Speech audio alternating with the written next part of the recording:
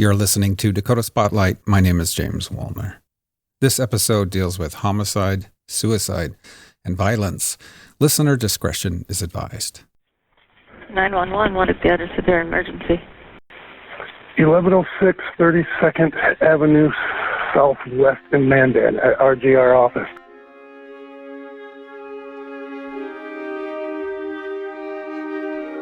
I don't think any community could ever imagine something like this happening in their backyard. A mass murderer remains on the run, but police say they don't think the public is in danger. And the number of people that were impacted by it, the direct family. Daughters and sons and wives and... It's just not something that anybody can really comprehend. This whole process has 100% make me question humanity. Where I physically just couldn't get out of my car because I was just so sad. But then also the community that was really affected by it. And so that was unique to this case, really. But at the end of the day, we had to believe in the justice system. As I was walking, his kitchen window was about where that evergreen is, and he was staring out the window at me. My heart is with them. I do think about them every day. For most people in western North Dakota, the early morning of Monday, April 1st, 2019, started out like any other work week. But in the end, it was a day when everything changed forever for so many people. I remember that day like it was yesterday.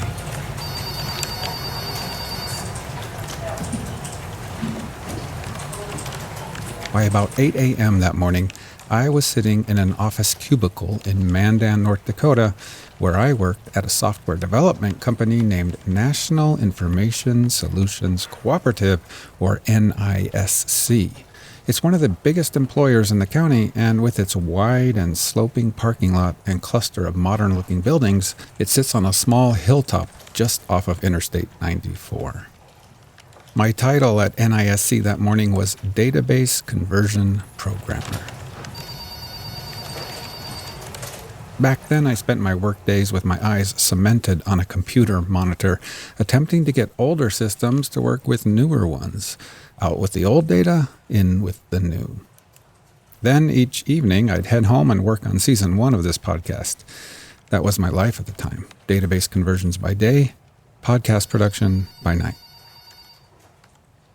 The NISC campus consists of several office buildings, and on that morning, in various departments and working in cubicles scattered on multiple floor levels, were several hundred of my colleagues.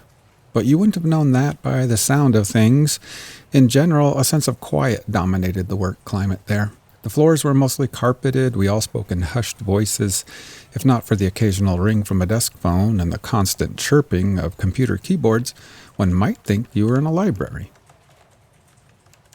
When I think back on that morning, April 1st, 2019, it is this sense of quiet that stands out to me most. That and a distinct look I witnessed in the eyes of my colleagues that day. At around 9 a.m. that morning, seemingly out of nowhere, an uncomfortable sensation took hold of me. It was both palpable and yet indistinct. Somehow, the atmosphere in the building had shifted. As I sat there focused on my computer monitor, I realized that the normal quiet in the office had morphed into something else. It felt suddenly unnerving, as if someone had opened a window somewhere and let something strange inside. I stood up then and scanned the room around me. And sure enough, something was different. Here and there at various cubicles were small clusters of NISC employees, many of them standing and huddled up together, whispering and hovering over computer monitors. Something was happening. I quickly learned what it was. Something unsettling had entered the buildings at NISC that morning.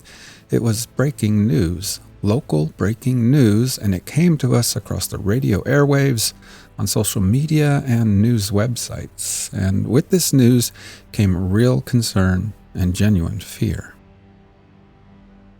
The news was this. Not that far from our workplace, at a different business in Mandan, 4 people had been found dead that morning.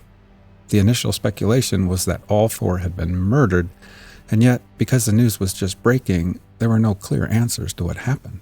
All we knew was that first responders and police had been called to a business named RJR Maintenance and Management right there in Mandan. And when they arrived, they found 4 people deceased. That business was now said to be sectioned off and the area saturated with squad cars, media, and others. You've heard that cliche about small towns. Everybody knows everybody. Well, that's not what Mandan, North Dakota is like, not with its population of 25,000 added to another 75,000 living just across the Missouri River in Bismarck. No, everybody does not know everybody in Mandan, but by 2019, after having lived in North Dakota for a few years, I'd learned something. And that knowledge told me exactly what I was witnessing on the faces and in the eyes of my coworkers. You've perhaps heard of something called 6 degrees of separation, the idea that all people on Earth are separated by at most 6 social connections. Supposedly, you can pick any person on Earth and be confident that they are somehow a friend of a friend of a friend of a friend. Well, you get the picture. You are at most 6 connections away from everyone, says the theory anyway. In North Dakota, though, you might easily argue that there are at most 2 degrees, maybe 3 degrees of separation. It's just the way it is here. Name any North Dakota resident, and if you don't know them personally, one of your friends probably does. This has been proven to me time and time again. It may be big, wide-open country out here on the prairie, but it's also just a small, small world. And so that look, the look I witnessed on the faces of my coworkers, that was more than just the pure shock of horrible local news. It was also a sense of dread. A sinking and sickening sense of dread. It was a type of collective knowing that these deaths would absolutely have personal impact on some of us. If not me, then maybe him or her or maybe you. And there was this too. Many of my coworkers were young parents with kids in school, kids at daycare, and they were concerned, rightfully so, even after Mandan police told us and the media that we were likely not in danger. A mass murderer remains on the run after 4 people were found dead inside a property management company, but police say they don't think the public is in danger. That feeling, standing with my colleagues at NISC, our eyes darting around the quiet room at each other, that's a feeling I'll never forget. At some point, Mandan PD announced that they would hold a press conference at 5 p.m. Speculation erupted about what this might mean. Will they release the names of the victims? Are we in danger? Are there more bodies? Did they catch the killer or killers? As soon as I heard about the press conference, I felt compelled to attend myself. But then, just as quickly, I dismissed the idea as nonsense. I was, after all, a conversion database programmer in my cubicle at NISC. Sure, I'd produced 1 season of a true crime hobby podcast, but no, I was not a real reporter. Certainly the press conference was for those professionals, not for me. So the rest of the afternoon, I stayed where I assumed I belonged, in my tiny cubicle, coding and converting whatever database I was working on that day. Out with the old, in with the new. But throughout that afternoon, as the level of agitation and fear in the office rose, my urge to attend the conference eventually overcame me, and I decided to go. I didn't fully understand that decision then, but in hindsight, I think I do. I don't have family in North Dakota, and at that time, I'd been here for less than 6 years. For those reasons, I think I was less concerned for myself and more concerned how this event would affect my friends and colleagues and their families. And absolutely shocked as I was by this horrific news, looking back, I think I also felt a slight sense of detachment. Somehow, while my colleagues were living in it, I was standing off to the side watching them, an outsider looking in. All day long, I had eavesdropped on their questions and their fears, and like a spy, I observed the increasingly debilitating hold this event was taking. At that moment, as a semi-detached outsider looking in, perhaps I understood that I was in fact the perfect member of our group to attend the press conference. Because, as it turns out, that's what journalists are, and that's what journalists do. They are, in a way, outsiders looking in, a curious species of bystanders who will willingly detach themselves from chaos and confusion around them in order to ask the right questions and collect the right information.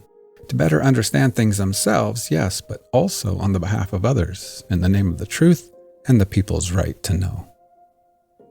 In that moment, on that afternoon, that was a calling I could hear much clearer and much louder than anything else. And so, just before 5 p.m., the database conversion programmer at NISC grabbed his pen, a notebook, and a microphone and headed to his first ever police press conference. Mic check, 1, 2, 3, 4. Mic check, 1, 2. Mic check.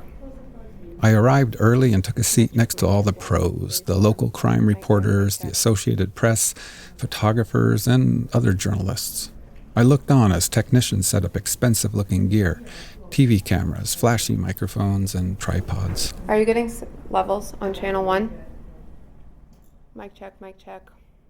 Finally, Mandan Police Chief Jason Ziegler entered the room and took his place behind a podium stacked with microphones, including my poor man's digital recorder.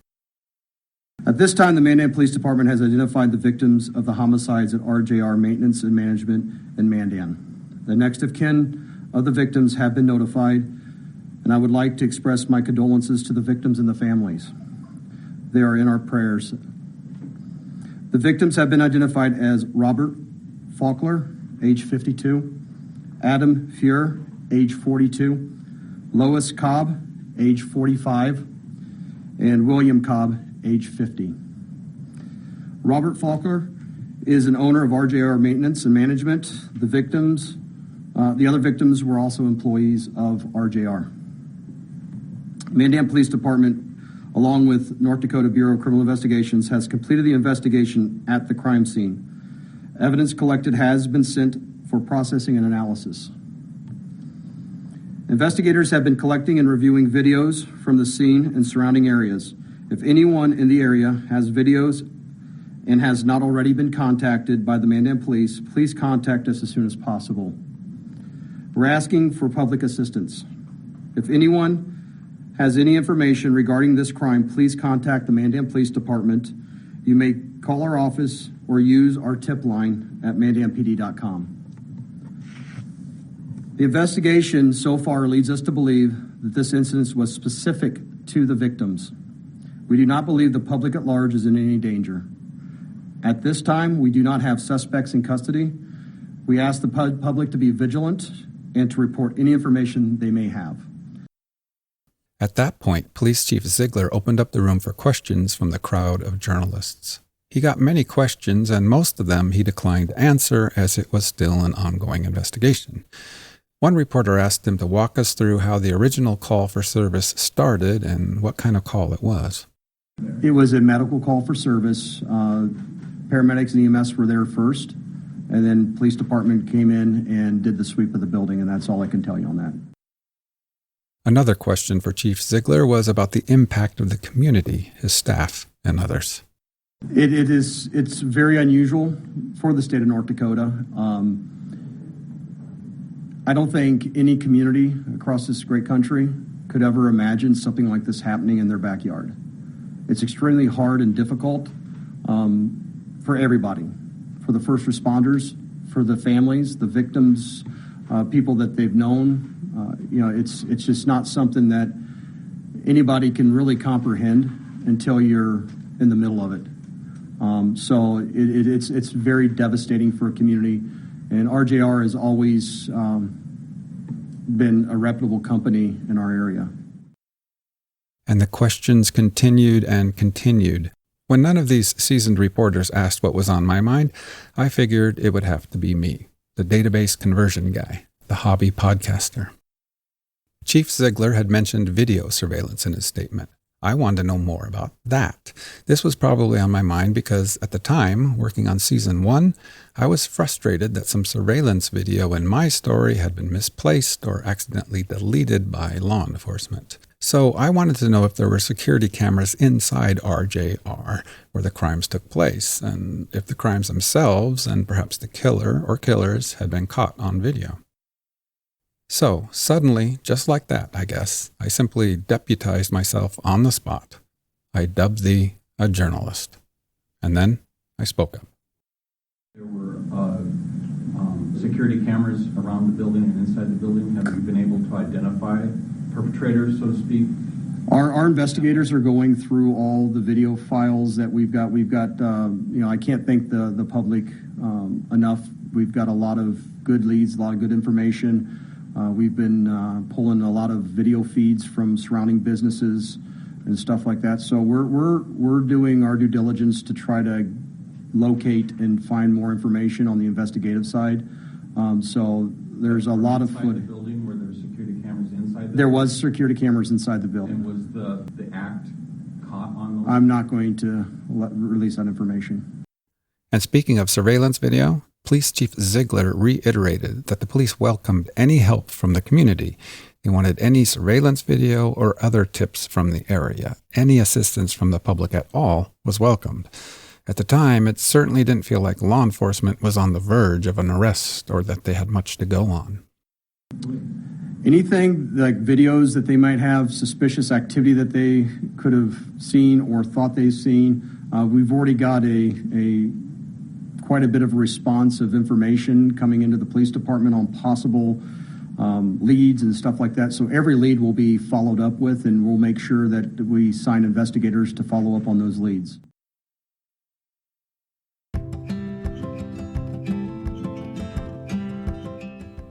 As a Dakota Spotlight listener, you're naturally curious and love to know what's happening in the community around you. Have you considered a subscription to the forum? You'll get unlimited access to in-depth news coverage, weather, sports, and more right at your fingertips. Local news works for you.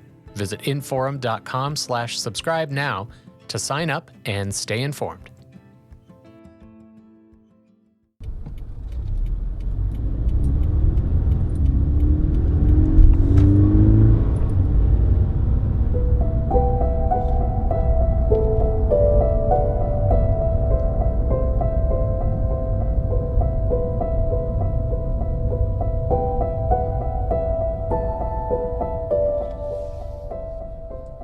Driving home from the press conference that evening, we had all learned a few things. There was also something that I alone had discovered there. We had all learned the identities of the 4 victims: Lois Cobb, William Cobb, Adam Fuehrer, and Robert Fakler. I didn't recognize the names myself, and maybe for that reason, I found myself asking more questions. Who were these 4 people? How did this happen to them? Why did this happen to them?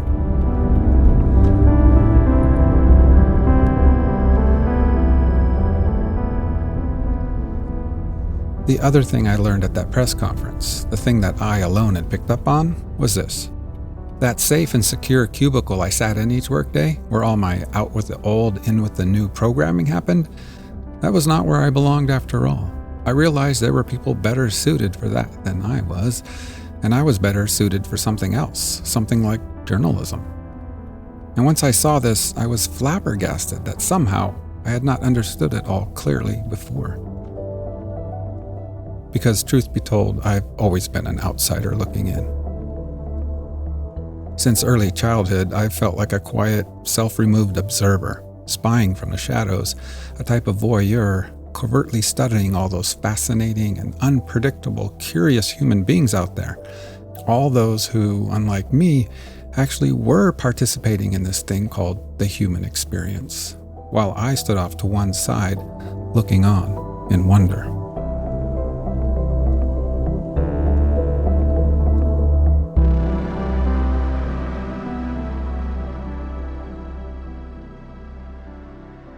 Three days after the murders, on April 4th, an arrest was made in the town of Washburn, North Dakota, in neighboring McLean County. A 44-year-old chiropractor named Chad Isaac was arrested for the murders of Lois Cobb, William Cobb, Robert Fakler, and Adam Fuehrer. We got our man, the cops told us.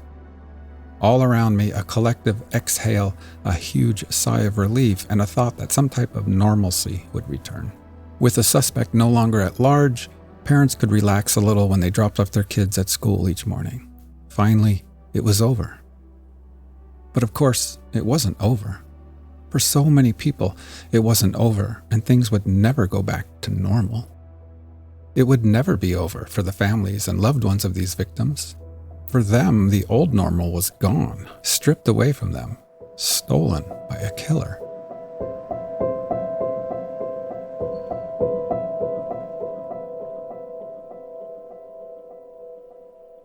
And the arrest of that suspect, Chad Isaak of Washburn, that was only the beginning for the justice system.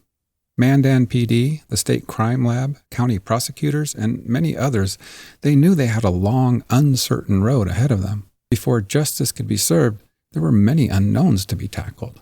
Can we establish a motive? Can we prove this in court? Will the jury come back with a guilty verdict? And I think the public understood that this process would take a long time. Assuming answers and explanations would come out someday in a trial, those not directly affected by this crime sort of returned to their jobs and to their normal North Dakota lives. I tried to do that too, return to my cubicle and continue with the out with the old, in with the new programming. But it didn't last much longer. Something had happened to me at that press conference. As it turned out, the old on its way out wasn't data, it was me, the old me. The new on its way in was my future, a future in asking questions and digging for answers. In fact, exactly 1 year later, on April 1st, 2020, I started my first day of employment at Forum Communications Company as the organization's first full-time podcast producer. As time went on, I certainly never forgot about the RJR homicides. I never stopped wondering what had happened there and why. But I did become focused on other things, new seasons of the podcast. Who killed Billy Wolf near Fargo in 1978? What happened to 15-year-old Barbara Cotton, missing since 1981 from Williston, North Dakota? Then, August of 2021, over 2 years after the murders, Chad Isaak was put on trial for the RJR murders in Mandan. Today is day one in the trial of a man accused of murdering 4 people in Mandan. Jury selection began today in the trial of Chad Isaak. He's accused of killing 4 people at RJR Maintenance and Management and is facing life in prison without parole. I didn't go to the trial myself, but I followed the coverage from afar, and I eagerly awaited answers to many questions, primarily 2 questions. Did Chad Isaak do it? And if so, what was the motive? Why did he do it? After 3 weeks, one of those questions was answered. An emotional day in the courtroom as families of the victims in the Mandan quadruple homicide hear a verdict. We, the jury, duly impaneled and sworn to try the above entitled action, do find the defendant, Chad Trollin Isaak, number 1, as to the offense of murder of Lois Cobb as charged in count 1 of the information, guilty. The jury is finding Chad Isaak guilty of slaughtering 4 employees inside RJR Management on April 1st, 2019. WDAY News reporter Grace O'Neill joins us live with a look at the emotions inside the courtroom from family members and co-workers. Grace? That's right, Nick, Becky. You could hear gasps from family members in the court as the judge read guilty for all 4 counts of murder and 1 count of robbery. It's been a long wait for these families, some even taking the stand, joining the nearly 70 witnesses. The trial lasted 3 weeks, and the jury took a little more than 4 hours to come to the guilty verdict. The 4 victims, Robert Fakler, Adam Fuehrer, William and Lois Cobb, were stabbed and shot to death within 21 minutes. Victims suffered 100 stab wounds collectively. Prosecutors showed evidence that the murders were planned a week in advance, but no motive was ever discovered. When given the chance to speak today, Isaak said the only thing he wants to say is he is not a murderer. I can honestly tell you that I'm not a murderer, and that's all I have to say. Chad Isaak may have not been ready to admit anything, but the evidence in this case against him was overwhelming. And I was not alone, assuming that someday Chad Isaak might speak up. He'll speak out eventually, we said. After a few years behind bars, he'll get lonely, and then he'll talk. He'll give us and the families of these victims some kind of answer. But that didn't happen, and now that can never happen. About a year after the trial, in July of 2022, there was more news. The man convicted of killing 4 people in Mandan 3 years ago is dead from self-inflicted injuries. 48-year-old Chad Isaac was pronounced dead at the hospital last night in Bismarck. Troopers were called to the state pen regarding an inmate who had injured himself. Isaac was taken to the hospital where he was pronounced dead about 45 minutes after being found. Chad Isaac hanged himself in jail. He left no note. He left no answers for the victims' families and loved ones.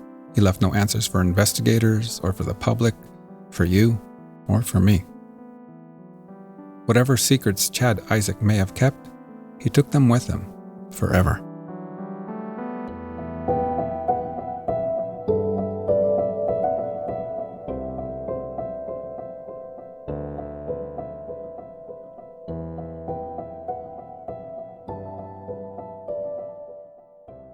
Now it's been 4 years since the murders in Mandan, and with the passing of time and due to the high-profile trial and heavy media coverage, one might assume that this is one of those stories that is widely known and well understood, a story with nothing left to tell. But I've noticed that whenever I've brought up this subject or asked people what they know about it, most have more questions than answers. And I realized I still have questions too. Questions like how and why and who. Who were Lois Cobb, Bill Cobb, Robert Fakler, and Adam Fuehrer? And who was Chad Isaac? How? How could this happen? And how did law enforcement identify him? How did they catch him? And how did the families, the daughters, sons, mothers, fathers, and friends, how did they survive this ordeal? And where are they now? In the coming episodes of this series, I'll attempt to answer some of these questions and shed light on the full story of what went down at RJR. With exclusive interviews with family members, law enforcement, prosecutors, and others, I won't just walk you through the morning of April 1st, 2019, and the investigation and arrest and conviction. I will also introduce you to and bring you up close with those who've been forced to cope with something they could have never imagined. And I'll ask them, with the passage of time, how are things now? How does life go on for them after something like this? Does life, in fact, go on, or have their lives been hijacked and held hostage by this horrible crime? And that other lingering and eluding why, the question that won't go away, the one about motive. Why did Chad Isaac do it? He may have taken the full answer to that question with him, but did he leave any clues behind? That and more in future episodes of the Mandan Murders.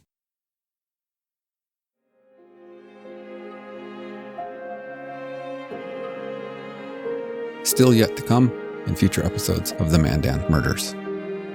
I had already made the determination that we were going to call the Bureau of Criminal Investigations because the crime scene was so big. And the number of people that were impacted by it, the direct family.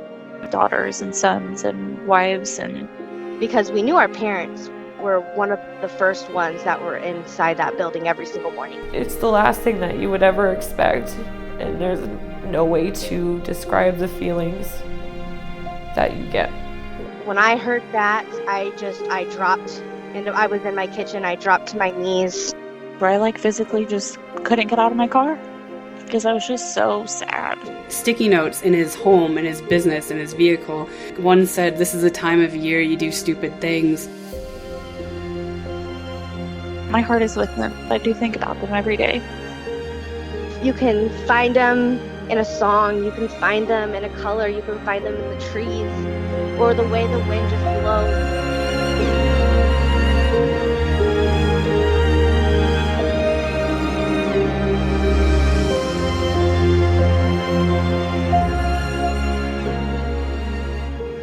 Dakota Spotlight is a production of Forum Communications. To see photographs, documents, video, and more about this season, head over to inforum.com/Mandan Murders. Want to support the show? We are entirely funded by subscribers of Forum Communications Company. To become a subscriber and support the show, go to inforum.com/subscribe. Find more Dakota Spotlight at inforum.com/Dakota Spotlight and check out the Vault section for more true crime. And don't miss the awesome Dakota Spotlight Facebook group. To join, go to facebook.com/groups/Dakota Spotlight. Once again, thank you so much for listening to Dakota Spotlight. I'll see you next time.